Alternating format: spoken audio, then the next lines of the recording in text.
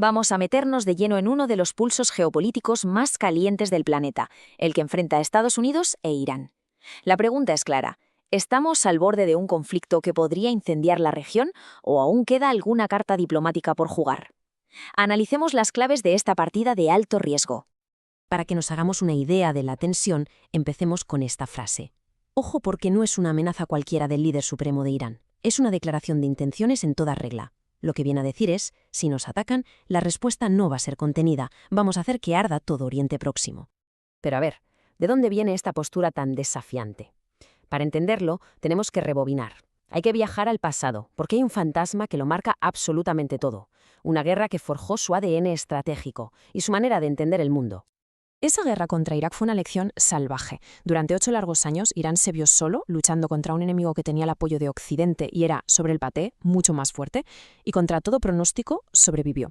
Esa experiencia, esa cicatriz de aislamiento y resistencia, es clave para entender cada decisión que toman sus líderes hoy. Y el precio fue altísimo. Se calcula que 1 millón de iraníes murieron o fueron heridos. Es una cifra que hiela la sangre, un trauma nacional que es la base de toda su cultura estratégica, una cultura de resistencia, de martirio, en fin, este número, en cierto modo, lo explica todo. Y aquí está el quid de la cuestión. Un régimen que nació de ese sacrificio, que se construyó sobre la idea de no volver a doblegarse jamás, pues es casi impensable que vaya a rendirse sin más. La idea de capitular ante Washington choca frontalmente con su propia razón de ser. Vale, volvemos al presente. Sobre el papel parece que hay diálogo, pero si miramos la letra pequeña, las exigencias de cada uno, lo que encontramos es un abismo que ha llevado la diplomacia a un callejón sin salida muy, muy peligroso. La oferta de Estados Unidos es un todo o nada. Para que haya un acuerdo y se normalicen las cosas, pide 3 cambios radicales. Adiós al programa nuclear, un freno a su arsenal de misiles y cortar el grifo a sus aliados en la región. O sea, básicamente, le pide a Irán que renuncie a sus principales herramientas de poder.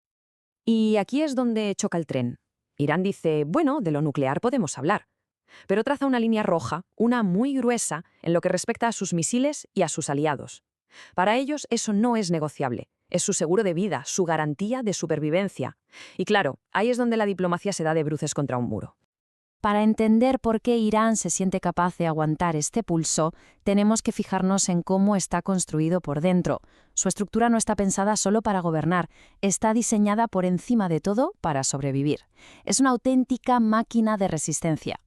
Y es que, desde Occidente, muchos miran a Irán y ven un régimen a punto de caer, una casa en ruinas. Pero ojo, porque ese puede ser un error de cálculo tremendo. Esa visión ignora una arquitectura de poder complejísima que lleva décadas perfeccionándose para sobrevivir a cualquier amenaza. Fijaos en esto, que es súper interesante. Irán no tiene un ejército, tiene 2. Por un lado, el ejército convencional, el Artesh, y por otro, la Guardia Revolucionaria. Es un sistema dual diseñado para una doble función: protegerse de una invasión y también de un posible golpe de estado interno, un blindaje completo. Y toda esta estructura funciona como una telaraña. No tiene un único centro de poder que puedas golpear y derribarlo todo. Entre la Guardia Revolucionaria, la enorme milicia Basij, el arsenal de misiles, los drones, es casi imposible dar un solo golpe de gracia que desmantele el sistema. Bien, ¿y qué pasa si la diplomacia fracasa del todo? El recuerdo de la invasión de Irak en 2003 siempre está ahí, pero como vamos a ver, sería un error mayúsculo pensar que esto sería igual. Irán no es Irak, y un conflicto aquí podría ser una catástrofe a una escala muy diferente. Es que la diferencia de escala es simplemente brutal. Hablamos de una población mucho, mucho mayor y de un territorio inmenso, casi 4 veces más grande que Irak y mucho más complejo geográficamente. No es el mismo tablero de juego, ni de lejos. El gran temor que sobrevuela a Washington es que una operación que se venda como algo rápido y quirúrgico se convierta en una pesadilla, en un auténtico pantano militar. Sería la gran ironía, acabar atrapado en una de esas guerras eternas que, precisamente, se había prometido terminar. Es que la respuesta de Irán no sería defensiva, sería ofensiva y total. Su plan sería incendiar la región, usar a sus aliados para atacar bases estadounidenses, golpear la infraestructura petrolera del Golfo, bloquear el estrecho de Hormuz. El objetivo es muy claro: que el coste de atacarles sea tan insoportablemente alto, política y económicamente, que nadie se atreva a dar el primer paso. Hemos hablado de misiles, de ejércitos, de geoestrategia, pero en medio de todo esto hay 90 millones de personas, y a menudo nos olvidamos de lo más importante. ¿Qué piensa el pueblo iraní? Su dilema es quizá la pieza más complicada y crucial de este puzzle. Están atrapados, literalmente, entre la espada y la pared. Por un lado, muchos viven bajo un régimen que consideran corrupto y sin posibilidad de reforma, pero, por otro, tienen pánico a una intervención militar, porque saben perfectamente que las guerras casi nunca traen democracia, suelen traer caos. Esta frase de Taghi Rahmani, el marido de la Premio Nobel de la Paz, Narges Mohammadi, es increíblemente potente. Resume el sentir de muchísima gente. El régimen no funciona, pero la solución no puede venir de bombas extranjeras. El cambio tiene que ser nuestro, desde dentro.